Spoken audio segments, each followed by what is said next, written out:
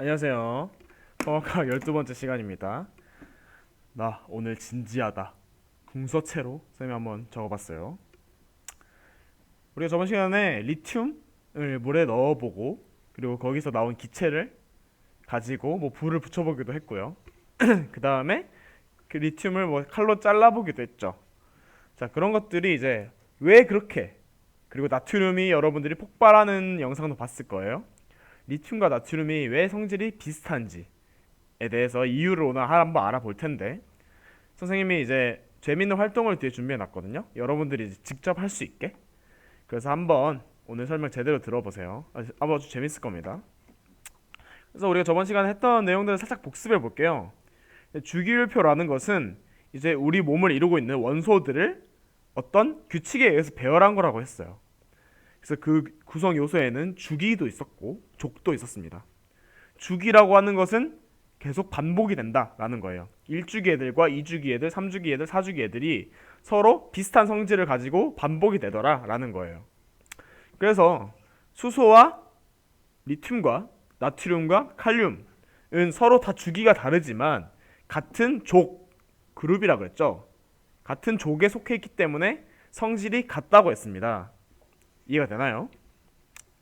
뭐 또 다른 이제 주기율표의 특징으로는 이제 수소가 1번, 헬륨이 2번, 리튬이 3번, 뭐 베릴륨이 4번, 붕소가 5번 이렇게 쭈르륵 나가져 있는데, 이 번호의 숫자라는 거는 이 전자의 개수 혹은 양성자의 개수라고 했어요. 이것이 이제 매우 작은 원자의 구조를 설명한 건데요. 구조예요, 구조. 우리 몸이 다 이렇게 이루어져 있습니다. 근데 어떻게 이루어져 있냐면 약간 신기하게도 마치 지구 주위를 달이 돌듯이 이 원자의 구조는요, 양성자가 중앙에 있으면 밖으로 이 전자라는 이 조그마한 이제 친구가 돌고 있는 건데, 이런 구조예요. 이랬을 때 양성자의 개수는 전자의 개수와 같습니다. 이해가 되나요? 헬륨의 원자에서 양성자가 2개이기 때문에 전자가 2개고요. 네, 리튬 원자 3번이죠. 여기 3번 리튬. 양성자가 3개이기 때문에 전자가 3개입니다. 그렇다면 황은 어떨까요? 황 16번. 황은 이제 양성자가 16개고 전자가 또 16개죠. 16개겠죠. 이런 식으로 우린 주기율표의 성질을 알아볼 수 있었다 라는 거. 그런데 이제 질문을 할 수가 있겠죠. 선생님, 전자의 개수도 원소마다 다르잖아요. 근데 왜 리튬이랑 나트륨, 칼륨 이런 애들은 성질이 비슷할까요? 왜 성질이 비슷할까요? 이렇게 생각을 할 수가 있겠죠.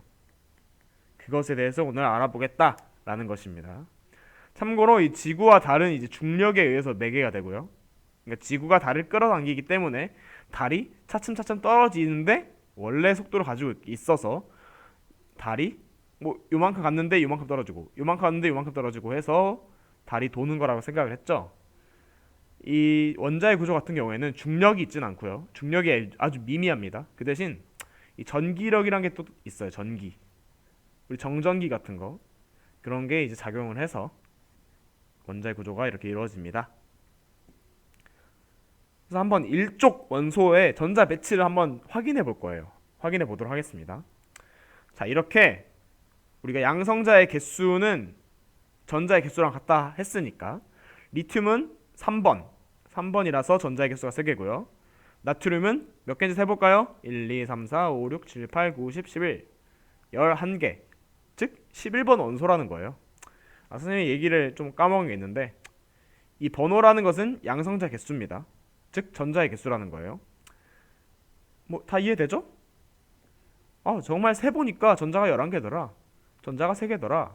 수소는 1번이니까 전자가 1개더라 라는 건데, 그래서 공통점이 있습니다. 공통점이 있어요. 한번 확인해 볼까요? 자, 이 오른쪽 표를 한번 봅시다. 첫 번째 전자 껍질의 전자수, 뭐 두 번째, 세 번째 이렇게 나와 있는데요. 전자 껍질이라고 하는 거는 얘네의 궤도예요, 궤도. 자, 첫 번째 전자 껍질에 전자가 몇 개가 있죠? 2개가 있고요. 그 다음에 두 번째 전자 껍질, 이 다음 걸 얘기하는 겁니다. 그쪽에는 전자가 8개가 있고요. 그 다음 친구에는 하나가 있네요. 좋아요. 그래서 나트륨은 첫 번째는 2개, 두 번째는 8개, 세 번째는 1개의 전자가 있어요.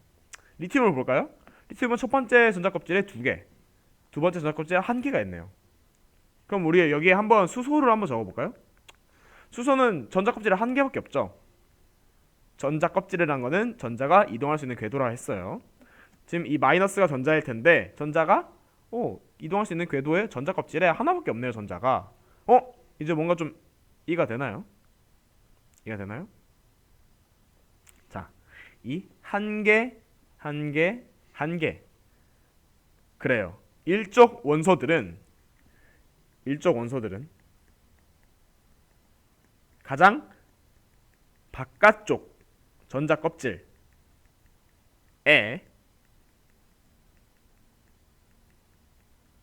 들어있는 전자의 개수가 1개예요. 개수가 1개더라. 이것이 이제 이들의 원소들의 비슷한 성질을 갖게 해주는 이유이자 공통점이었습니다. 자, 다음으로 또 볼까요? 선생님이 이제 플루오린과 이제 염소의 공통적인 성질을 이제 교과서에 찾아보고 토론방에 적어보라고 했는데, 뭐 이들의 공통점이라고 하는 것은 성질이 비슷한 것도 맞고요. 뭐 수소와 잘 반응하더라. 그리고 그 수소와 같은 족에 있는 뭐 나트륨, 리튬이라고 반응이 잘 되더라라는 것도 있어요. 그럼 한번 17조 원소에서도 한번 이 왼쪽에서 확인해 봤듯이 전자 껍질의 바깥쪽 전자 개수가 일치하는지를 한번 보도록 하겠습니다. 자, 17조 원소. 플루오린은 9번이고 염소는 17번이에요. 자, 바깥쪽만 한번 세보도록 하겠습니다. 여기 세워져 있나요? 자, 총 9개가 돼야 되니까 2 더하기 7. 자, 9개. 그 다음 17개가 돼야 되니까 2개, 8개, 7개, 17.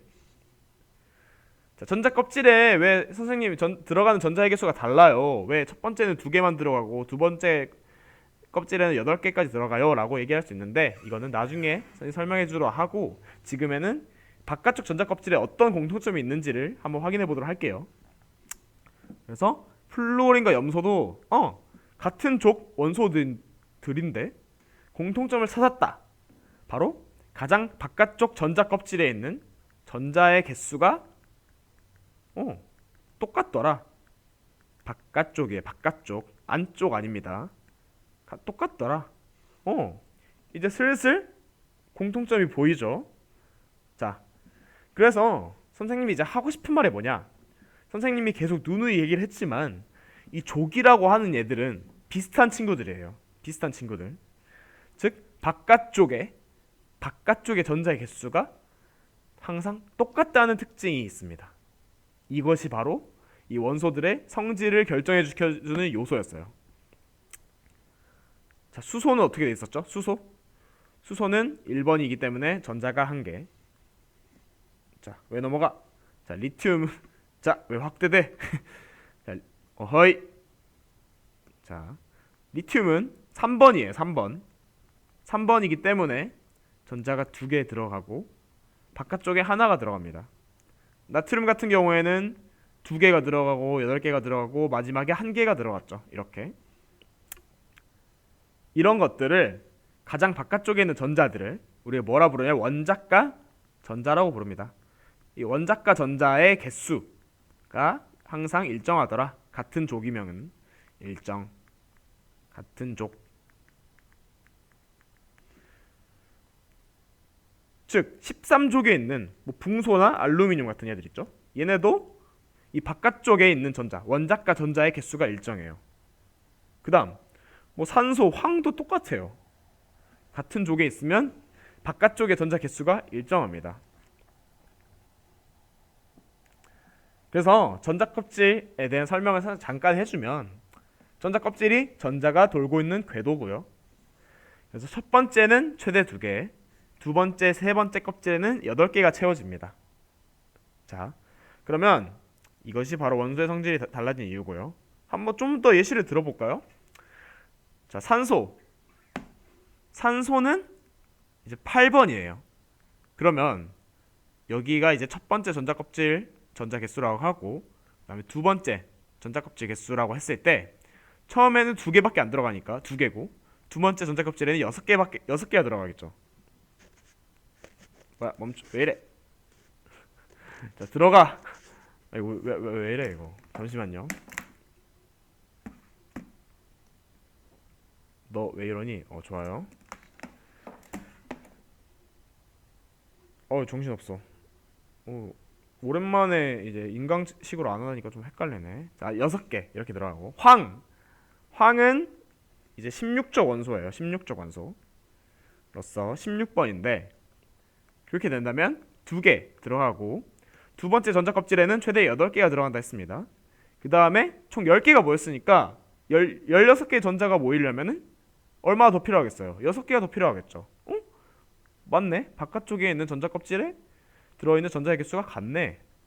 이렇게 생각할 수가 있겠고, 꿀팁으로 이제 왜 족이 이렇게 붙여졌는지 이유가 있어요. 실은 되게 주기율표 과학적입니다. 1족에 있는 원소들의 원자과 전자, 즉 바깥쪽에 있는 전자의 개수는 1개고, 2족에 있는 친구들은 2개고요. 13족은 3개고, 14족은 4개, 15족은 5개, 아까 봤듯이 16족은 6개예요. 이런 식으로 바깥쪽의 전자의 개수가 이 족에도 표현이 돼 있다는 거. 이게 주기율표의 좀 신기한 성질입니다.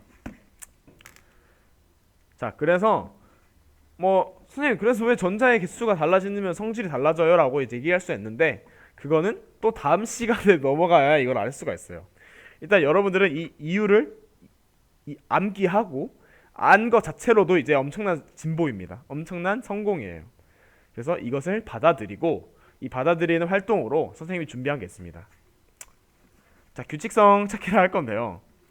선생님이 이제 파일을 올려줄 건데, 그 파일을 한번 맞춰보세요. 그게 숙제입니다. 그래서 과제 제출방에 내세요. 그냥. 내는 건 좀 그런가? 아무튼 해보세요. 그냥. 이번 과제는 없고. 그래서 어떤 걸 할 거냐면, 자, 이렇게 캐릭터가 있어요. 캐릭터. 지금 넘어가 볼게요. 자, 이렇게 캐릭터가 여러 가지가 있습니다. 왼쪽 보세요. 캐릭터가 아주 여러 개가 있죠. 이 캐릭터들을 여러분이 이 친구는 이쪽으로 배열해보고, 한번 해볼까요? 자, 선생님이 이런 PPT 파일을 줄 겁니다. 이 친구들을 규칙에 맞게 이런 식으로 이제 한번 배열해보는 거를 한번 해보세요. 직접 숙제입니다. 근데 이제 친구들이 어떻게 이제 배열을 해야 될지 모르잖아요. 그래서 선생님이 이제 힌트를 줬습니다. 오늘 배운 것에 힌트가 있어요. 자, 캐릭터 일단 모양을 보면 머리카락이 수가 다 다르고, 손가락 수가 다르고, 몸통의 모양이 다릅니다. 그런데 이 머리카락 수, 손가락 수, 몸통 모양은 다 우리가 배운 어떤 것과 대응이 돼요. 자, 예를 한번 볼까요? 자, 수소 캐릭터는 이렇게 생겼고, 리튬 캐릭터는 이렇게 생겼습니다. 보니까 이제 몸통 모양이 좀 비슷하네요. 자, 힌트. 그리고 얘는 이제 손가락이 3개고 수소는 1개네요. 거의 이제 떠먹여주는. 자, 머리카락은 얘는 1개고 얘도 1개네. 왜 똑같아? 자, 이렇게 우리 이제 생각을 할 수가 있습니다. 선생님이 미리 칸을 좀 채워놨어요. 일부러 1쪽 18쪽은 좀 채워놨습니다. 그렇기 때문에 여러분은 선생님이 오늘 말했던 내용을 바탕으로 다 규칙이 여기 스며들어가 있는 아주 잘 고안된 거기 때문에 나머지 2쪽부터 17쪽까지를 맞춰보면 오늘 활동을 아주 잘했다고 할 수가 있으니까 한번 해보도록 하세요. 선생님이 파일을 올려주도록 하겠습니다. 자, 답은 다음 시간에 알려주도록 할게요. 자, 그러면 안녕. 자, 한번 오늘 배운 내용 바탕으로 한번 해보세요. 재밌습니다.